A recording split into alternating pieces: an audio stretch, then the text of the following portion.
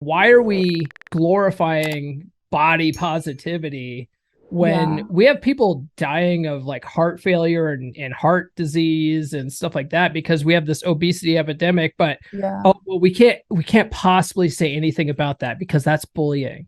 It's like we hmm need to bring that back because people are dying out here. People are dying. Yeah, it's true. I mean, the fact it to me, it's actually like such a joke. Like we literally have half of our country like overweight or obese, and Mm-hmm. like it's a real issue. And then we also have a movement like just accept it, accept that you're getting sick, and like have like no metabolic function and have like a shit diet. Just like accept it. It's like what a cope. It's like, but it's like you have to be stupid to buy into it, I think. I'm like, and I Yeah.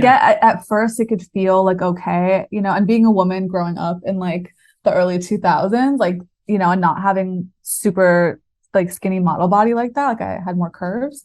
I can understand the need for like, okay, maybe more representation, but it's gone like way, way too far. And like Sports Illustrated just had what, a 300-pound woman on their cover. It's just like, I Mm-hmm. don't want to normalize that. I don't. And Yeah. and also like if you're honest with yourself, you're a lot happier when you're in shape. And so it's just completely backwards. Yeah. Well, there's so many medical issues that could be solved Mhm. by not being fat, you know. Yeah. It It's right? like really simple. Yeah. There's type 2 diabetes would pretty much be eliminated if people just watch their diet. It um Man, there's a lot of them too. I think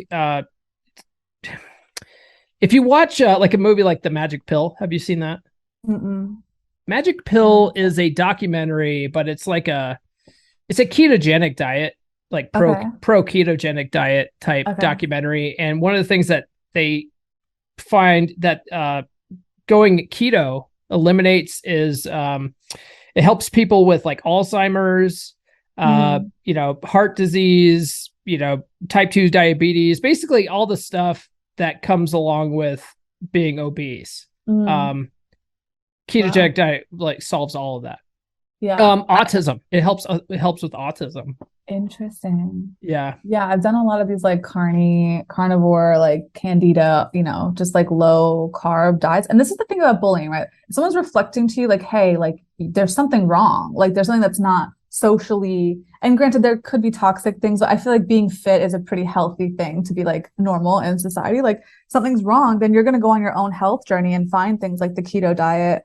Like that's what happened with me. It wasn't like a physical thing. It was like it wasn't an external thing, it was an internal thing, but like something was wrong and I had to figure out what it was. And like doing that, I solved my problem. I had a problem Yeah. versus just like normalizing the problem Yeah. You, problem. you used to be full on vegan, right? Mm-hmm.